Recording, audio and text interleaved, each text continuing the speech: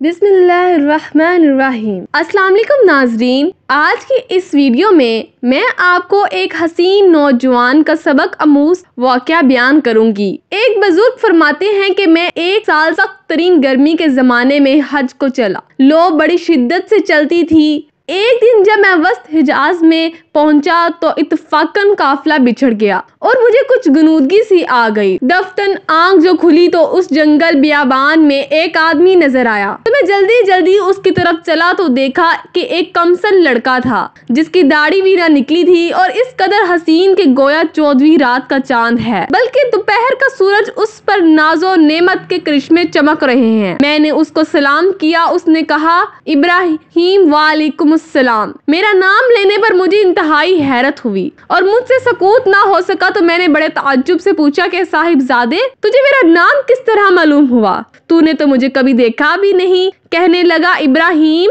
جب سے مجھے معرفت حاصل ہوئی میں انجان نہیں بنا اور جب سے مجھے وصال نصیب ہوا کبھی فراق نہیں ہوا۔ میں نے پوچھا، اس سخت گرمی میں اس جنگل میں تجھے کیا مجبوری کھینچ کر لائی؟ کہنے لگا، ابراہیم، اس کے سوا میں نے کبھی کسی سے انس پیدا نہیں کیا اور نہ اس کے سوا کسی کو ساتھی اور رفیق بنایا۔ میں اس کی طرف منتقل ہو چکا ہوں اور اس کے معبود ہونے کا اقرار کر چکا ہوں۔ میں نے پوچھا کہ تیرے کھانے پینے کا ذریعہ کیا ہے؟ کہنے لگا، محبوب نے اپنے ذمہ لے رکھا ہے۔ میں نے کہا، خدا کی قسم، مجھے ان امراض کی وجہ سے جو میں نے ذکر کیے تیری جان کے ہلاک ہونے کا اندیشہ ہے۔ تو اس نے روتے ہوئے کہ اس کی آنکھوں سے آنسوں کی لڑی موتیوں کی طرح اس کے رخساروں پر پڑ رہی تھی، چند شعر پڑے جن کا ترجمہ یہ ہے: کون شخص ڈرا سکتا ہے مجھ کو جنگل کی سختی سے، حالانکہ میں اس جنگل کو اپنے محبوب کی طرف چل کر قطع کر رہا ہوں اور اس پر ایمان لا چکا ہوں۔ مجھ کو بے چین کر رہا ہے اور شوق ابھارے لیے جاتا ہے، اور اللہ کو چاہنے والا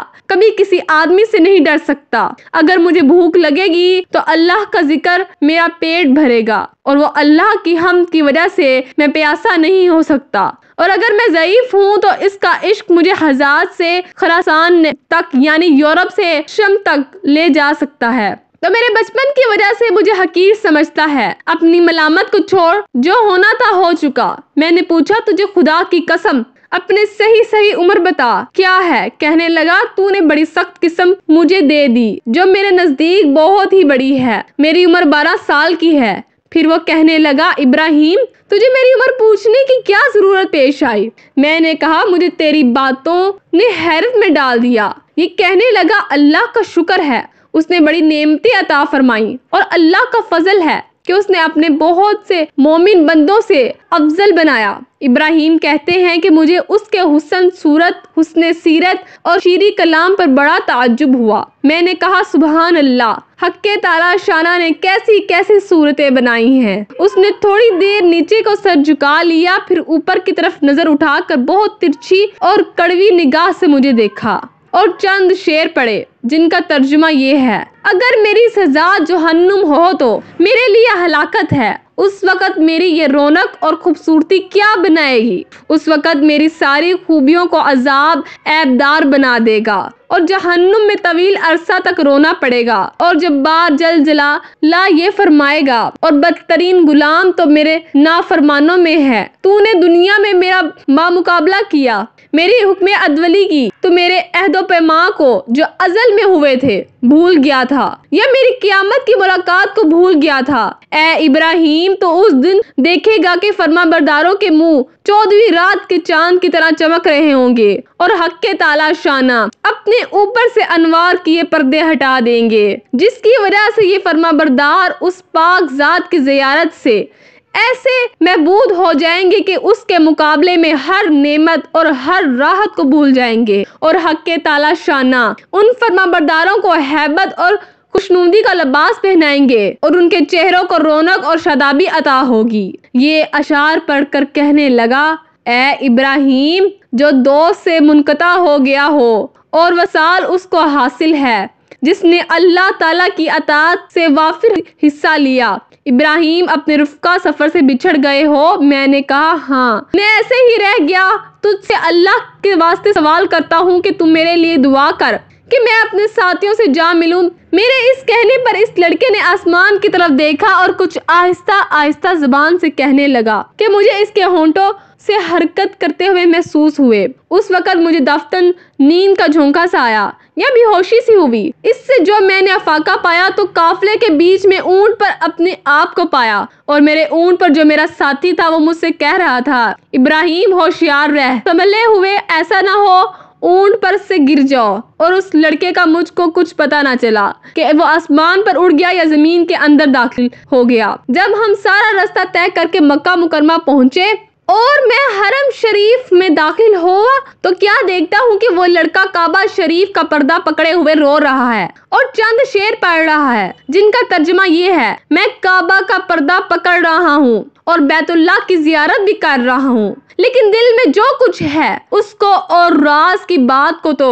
خوب جانتا ہے۔ میں بیت اللہ کی طرف پیدل چل کر آیا ہوں، کہیں سوار نہیں ہے، اس لیے کہ میں باوجود اپنی کم سنی کے فریفتہ عاشق ہوں۔ میں بچپن ہی سے تجھ پر مرنے لگا ہوں، جبکہ میں عشق کو جانتا بھی نہ تھا، اور اگر لوگ ملامت کریں کسی بات پر تو میں ابھی عشق کا طفل مکتب ہوں۔ اے اللہ، اگر میری موت کا وقت آ گیا ہو تو شاید میں تیرے وصل سے بہرہ یاب ہو سکوں۔ اس کے بعد وہ بے اختیار سجدے میں گر گیا اور میں دیکھتا رہا کہ اس کے بعد میں اس کے پاس گیا، اس کو ہلایا تو وہ انتقال کر چکا تھا۔ رضی اللہ عنہ ابراہیم رحمت اللہ کہتے ہیں کہ مجھے اس کے انتقال کا بڑا سخت صدمہ ہوا۔ میں وہاں سے اٹھ کر اپنی قیام گاہ پر آیا اور اس کے کفن دینے کے لیے کپڑا لیا اور مدد کے لیے ایک دو آدمی ساتھ لیے اور وہاں پہنچا جہاں اس کو مردہ چھوڑ کر آیا تھا، تو اس کی نعش کا کہیں پتہ نہ چلا۔ وہاں دوسرے حاجیوں سے دریافت کیا مگر کسی کو بھی پتہ نہ تھا کہ کسی نے اس کو دیکھا، تو میں نے سمجھا کہ اللہ تعالیٰ نے اس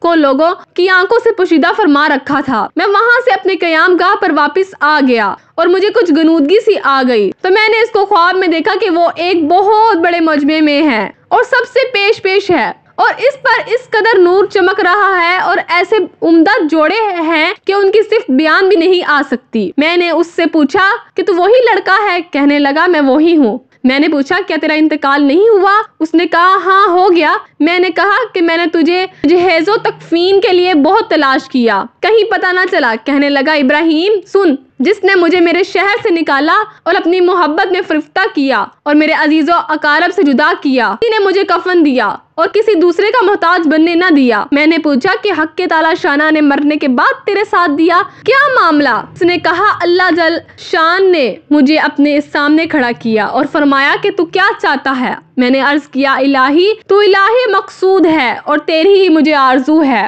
فرمایا کہ بے شک تو میرا سچا بندہ ہے، جو تم مانگے اس کے لیے کوئی رکاوٹ نہیں۔ میں نے عرض کیا کہ میں یہ چاہتا ہوں کہ میرے زمانے کی تمام آدمیوں میں میری سفارش قبول فرما لے۔ ارشاد ہوا کہ ان سب کے بارے میں تیری سفارش مقبول ہے۔ ابراہیم کہتے ہیں کہ اس کے بعد اس لڑکے نے خواب میں مجھ سے رخصتی مصافحہ کیا اور میں نیند سے بیدار ہو گیا۔ میں نے حج کے جو ارکان باقی تھے وہ پورے کیے، مگر اس لڑکے کی یاد سے اور اس کے رنج سے میرے دل کو قرار نہ تھا۔ میں حج سے فارغ ہو کر واپس ہوا، لیکن حالت یہ تھی کہ راستے میں سارے قافلے والے یہ کہتے تھے کہ ابراہیم تیرے ہاتھ کی مہک سے ہر شخص حیران ہے کہ کیسی خوشبو آ رہی ہے، اور اس قافلے کی نقل کرنے والے کہتے ہیں کہ مرنے تک ابراہیم کے ہاتھوں میں سے وہ خوشبو آتی رہی۔ حاصل بے شک جو اللہ کی محبت میں ڈوب جاتا ہے اس کی کیفیت ایسی ہی ہو جاتی ہے، اور یقیناً اصل چیز تو اللہ اور اس کے رسول کی محبت ہی ہے۔ خوش نصیب ہیں وہ مسلمان جو اللہ اور اس کے رسول کی محبت میں ڈوب کر زندگی گزارے۔